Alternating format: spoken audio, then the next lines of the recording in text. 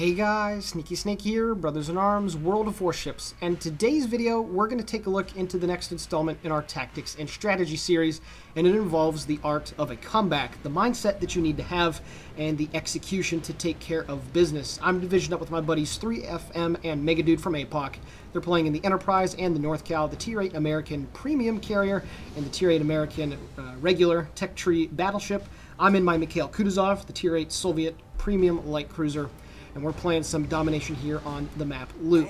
Now, the reason why I bring this video up is look at the chat right now. There was a guy on our team in the other Kutuzov that was commenting about how this game is already a loss and all he wants to do is go farm damage. Now, please pay attention to that chat window throughout the game. There are some very interesting comments.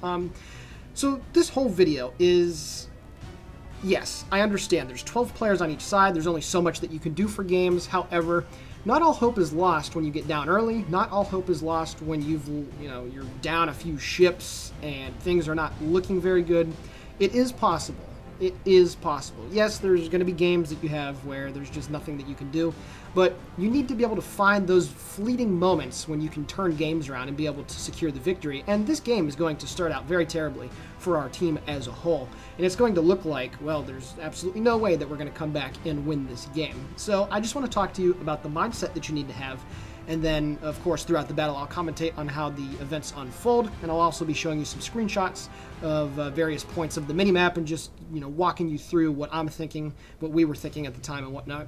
So that very first comment that the guy made is basically just like, oh, there's no way we can win, I'm just going to farm damage. Right there, he's already mentally checking himself out of the game. Now, I'm quite aware that they have out on Aslan's mod something like an XVM. It's not actually XVM, but it's similar to it where it'll show you, if you Alt-Tab and go back to your desktop, it'll show you the statistics for all the players. Now, I know that World of Tanks has run into a lot of problems with XVM. However, it's about using it correctly. Now, that guy, he just looked at it, saw that the enemy team has a very potent triple division, also in a North Cal, Mikhail Kutuzov, and Enterprise, and thinks to himself, well, we're screwed. There's no way that we're going to have a chance to win this game, and it's all over. And that's, quite frankly, the wrong mindset to have. And obviously, I'm sure plenty of you guys out there as well would probably think the same thing, but you can't mentally check yourself out. When you get down early, you got to dig deep, and you just got to think about what you got to do. This is honestly a thinking man's game. Yes, the intangibles, you got to know how to aim, you have to know where to put your ship and whatnot. Yes, that's very true. Knowing the armor and the ricochet angles and everything. But just keeping a positive mental attitude is something that goes a long way towards ensuring that you're going to be able to win games, improve your win rate, and probably improve your statistics as well. Now, you can see here at the beginning of the game, it's 303 to 306. The enemy team has taken Charlie and Bravo. We don't have a single ship over at Charlie, so we're putting all of our eggs in one basket, so to speak, by kind of balling up here just behind Objective Bravo. However, the enemy team is also moving in on Objective A as well, so it's not looking very good. As I come around the corner of this island, I do get detected. The Harakazi, Tier 8 Premium Japanese Destroyer, appears inside of Alpha. I'm definitely going to try and hit this guy. Now, I don't want to blow my smoke right now because I think it would be a panic smoke if I did. So I'm going to continue the shoot. I got 40,000 hit points. It's a decent bit. And you can see I'm actually taking no damage from some of the shells that are coming in from the Harakazi. So there's no point for me to blow my smoke here. And I'm just going to turn around calmly and with no issues whatsoever. There are turret shells coming in, and I managed to bounce one off the side. And it's at this point where I know I can get some shots unhindered into New Orleans and the turrets that I now decide to smoke up, and I'm going to get some shots into them. So, coming up here really quickly with 16:27 left in the game, I'm going to show you a picture of the minimap and talk you through what I was thinking at the time. Alrighty guys, we're going to take a look here at a minimap that I created on WoW's Tactics. It's a website that you can go on and you can, make your own overlays and create your own maps and draw stuff on there. It's more for the competitive side of things. And this is basically the minimap as of 16:27, 16:28. You can see that the enemy team has the eastern and the central objective, and they are capping our alpha objective, and all of our ships are kind of bunched up in the G and the H line. And we do have one solo Shimakaze that's over there to the very far west of the map. You can see that there have been enemy ships that are white indicated. That means that they are not currently detected. That was their last known position. And you can see that the Kutuzov, the North Carolina, the Yamato, and the Iowa are all chilling in Delta 5. So at this point, they're just going to move down to the south, and they're going to probably establish blocking positions right there at the corners of those islands. in Echo 4 and Echo 5. It's a very strong place, especially if you have control of Alpha and Bravo, because you're going to be able to get shots all the way through the F, G, and H lines if they try, our team that is, tries to move in. And since the enemy team has already taken care of Objective Charlie, well, they're going to have all 3 of the caps here really soon, and it's not going to be looking good. As for our deployment, again, we are all focused in the G and the H. We do have a couple destroyers that are trying to get onto Objective Bravo, but at this point it is not looking very good whatsoever. Alrighty, getting back to the gameplay here. It's 243 to 418 at this point as I just finished popping my smoke, and I'm getting some shots here at the enemy turrets. It's very dubious for me to go out of my smoke right now. There's also enemy torpedo planes that are about 10 kilometers away off my stern moving in, and the enemy team now is going to capture the objective. So they are now in control right about now. They're in control of all 3 objectives. So at this point, it doesn't matter if we kill ships at a cyclic rate. What's going to happen is the enemy team is going to just pour on the points. And yeah, again, we could kill 3 or 4 ships right now, and we would still be losing the game after a couple more minutes have passed, simply because in domination, getting caps really is sometimes more important than getting those kills. And you can be down many ships and still have a sizable lead as long as something like this happens. So you can see that the enemy team has put us into a position where we're forced to make a play here. Again, those enemy ships that are moving around at D4 and D5, they're just going to chill at the corner. There is no reason for them to move from those positions, and considering their, I guess, Unicum division is all in that area as well, moving into Bravo at this point is going to be a very dubious task, certainly. The New Orleans and the turrets do get detected, however. We have to punish and kill these guys before we're going to be able to make any, safe push into Objective Bravo, because of course these guys will be able to get flanking shots into our dudes that are in the F and the G line. So the Harakazi over there is at about half health. This New Orleans is going to be dying here really quickly, as well as the turrets. My smoke does run out, so I now get another high explosive salvo out this time. I should be able to take care of business. My buddy Megadude shoots at the turrets. There we go. I kill that Tier 8 American cruiser, and Megadude manages to take out the turrets, and it's still 318 to 464. The enemy team has lost more ships now at this point, 2-1, and they still have a very large lead, and they're going to continue to make their push right up to the corner right there. And again, there's nothing that we're going to be able to do about it unless we're able to swing around and get them here at the flank. But of course, at this point in the battle, if you're a fan of the Kutuzov's line of thinking, you're probably thinking to yourself that, yeah, we really aren't going to stand a chance, as the Otago manages to take care of the Fletcher over near Objective Charlie. So now we have a 3-1 ship lead, and it's 348 to 476. Now my friend in the Shimakaze over here, Jerk Trick, does manage to light a smoke screen, so before my smoke comes back, I am certainly going to take advantage of his, and I'm now getting some shots down there at the enemy North Carolina. And doing some good damage. I do run IFHE really quickly. That is my captain's build. This is my same captain that I have on the Chupayev. So we're getting some good shots there at the enemy battleship. He is burning from stem to stern, so he is going to have to back up, and there we go, 3,500 damage. A very nice salvo right there. So now our friends in the Otago and the Benson look like they're going to be moving over towards Objective Charlie, but at this point it is still looking very bad for our team. And once more, I'm going to bring up the mini-map. Once again, I bring up the mini-map. It is 13:27 left in the game. You can see that the majority of our team continues to stay in the G4, 5, H4, and 5 area. We do have the Otago and the Benson that, once again, are pushing over towards Objective Charlie. They do have to deal with the Z-52, who was last detected in between Bravo and Charlie.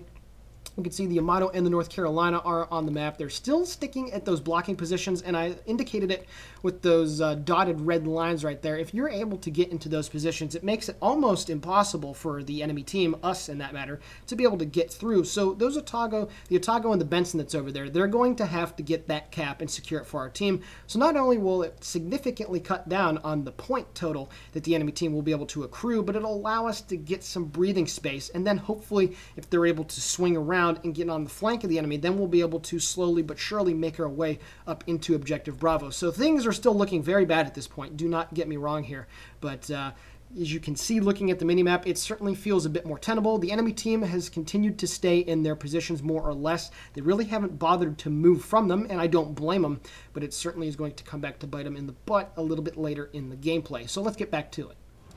Alrighty, back to the gameplay. A long-range salvo shot down at the enemy Yamato. It is 348 to 563. Now looking for a shot here at the enemy Harakazi. He is full health. He was in Objective Bravo. He's trying to get the heck out of there. I land a 5k salvo and bust his engine, certainly chunking that guy down to about a third of his hit points. And I managed to snap another salvo off at him and hit him 7 more times for another 4k salvo. So that guy is certainly hurting. And then the other enemy Harakazi, just off my port side, 7.2 kilometers away, appears as he is shooting his guns at one of my friendly destroyers. So I am certainly going to change my focus of fire to him as well.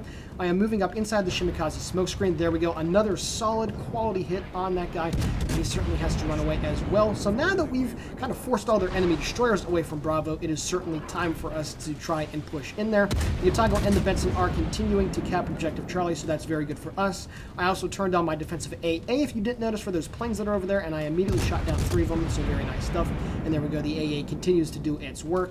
And now I'm going to switch back to the enemy Yamato. That guy is quite out of position, and at only 13.4 kilometers away from me. That is certainly well within my effective range. So this guy is going to continue to get hit and continue to burn.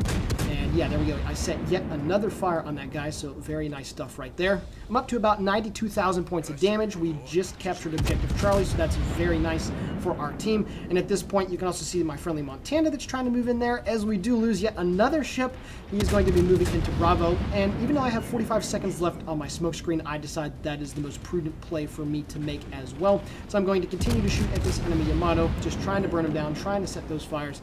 So obviously, he is in a very untenable position at this point.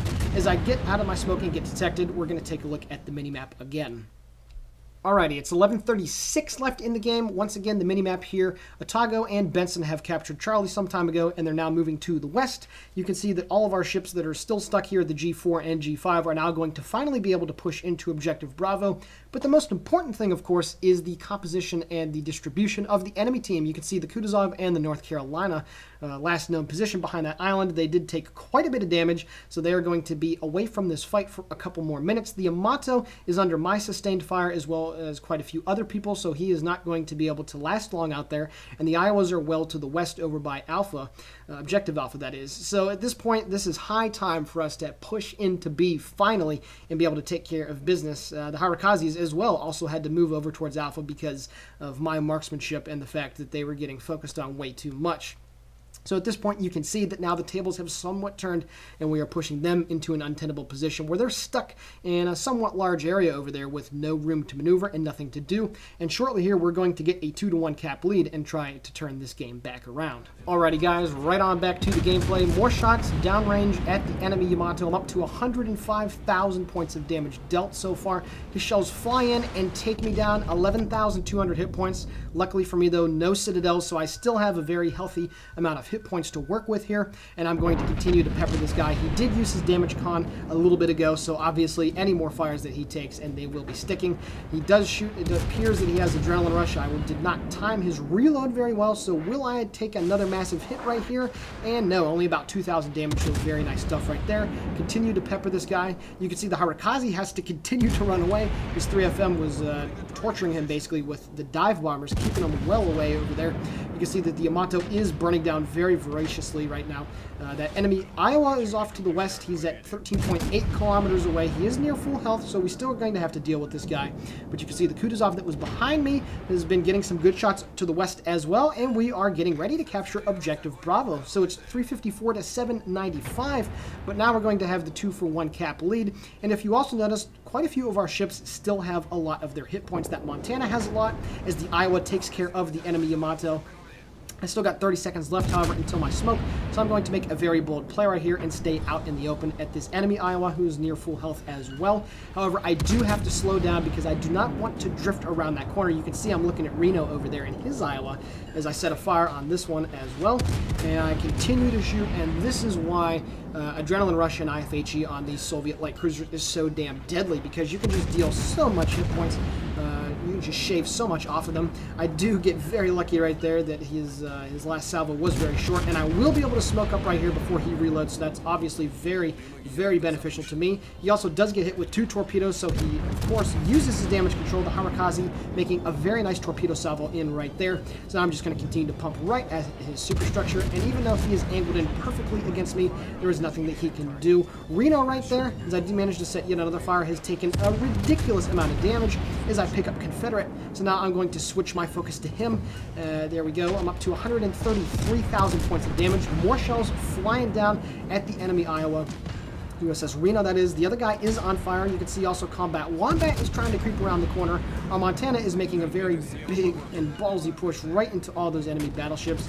And at this point, I'm going to shoot yet another salvo of high explosive and switch right onto the armor piercing. You're going to see the very nice amount of damage that I'm going to be able to do to this battleship broadside on. The Montana and the Iowa do ram each other, so it is a equal trade. Both teams have now lost 5 ships apiece. However, this enemy Iowa is about ready to kick the bucket from my AP salvo. Shells fly in, and I take care of that Tier 9 American battleship. And now that bow section of the North Carolina is just barely sticking out, so I launch my port side of torpedoes, load the high explosive yet again, and I am getting ready to snap a shot off here against the enemy Enterprise. And for the last time, we're now going to take a look at the minimap.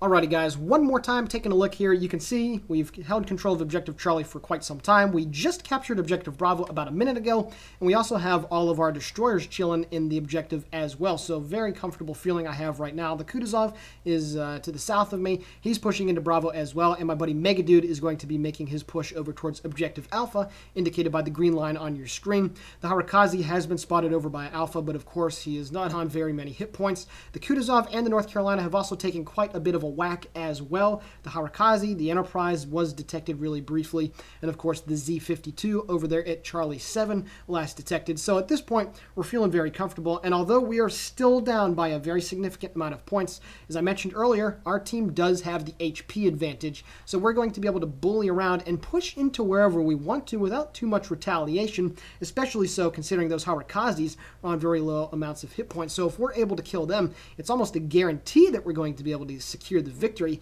even though, again, we're still down by a significant amount of points. But of course, we've done quite a bit of carrying in this game, and now we're going to finish the replay and see how the game ends up. And another shot is away at the enemy North Carolina. I do hit him right on the bow, setting that fire and 2,100 points of damage. You can also see here the enemy Harakazi, Christian Davis over there, is maneuvering very wildly, trying to get out of the way, but he has been perma-spotted by 3FM's carrier aircraft, so that's obviously very good stuff right there. Megadude is about ready to chunk him down quite a bit right about now. There we go, puts him down at half health. I am going to be able to get my rear turrets just in between that gap in the islands. Will I get the kill? Oh, unfortunately, put him on 237 hit points. And now I'm actually taking some shots here from the other Harakazi. Boy, I have said that a lot, haven't I? Megadude manages to take him out, however. And I also make a pretty smart play right here. And I don't immediately burn my damage control. And the reason why is because, of course, I can't get any of my hit points back. And, you know, if that Harakazi manages to light yet another fire, or possibly 2 on me, then I'm going to burn and lose a very unnecessary amount of hit points for no reason. So that's why I wait until I'm able to get behind the island and get into hard cover before I decide to use my damage control. So that's a very smart play that you need to make, at least when you're not in a cruiser that can recover its hit points like a tier 9 or 10.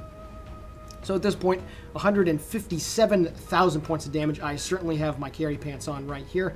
And you can also see that my team is now pushing over towards Objective Alpha at this point. The Harakazi has to continue to run away. The North Carolina is getting some torpedoes dumped on him by the Benson. 1 and 2. There we go. Manages to take out their most dangerous player. So now it's 635 to 748. And I also have my armor piercing loaded, waiting to see if this Kutuzov is going to come around the corner. I got 7 seconds left until my my port-sided torpedoes are reloaded.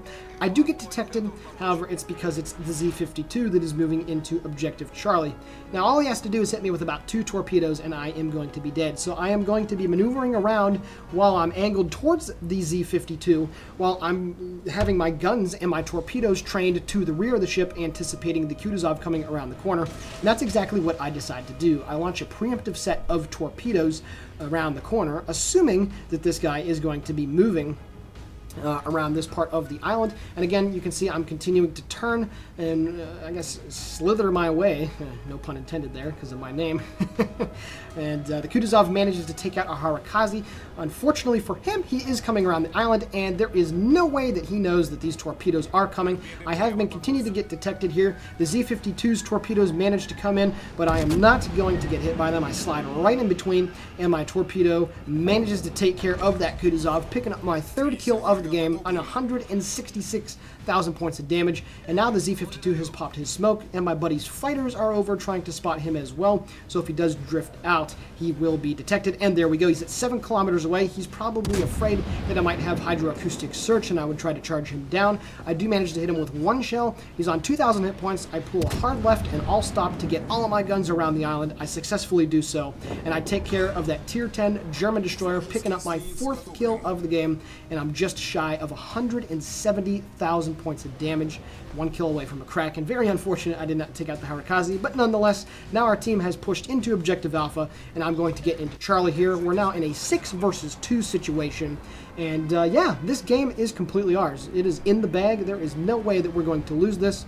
And if you would have looked at the minimap 5 minutes ago, you probably thought, well, Sneaky, this is not a game that is going to end well for your team.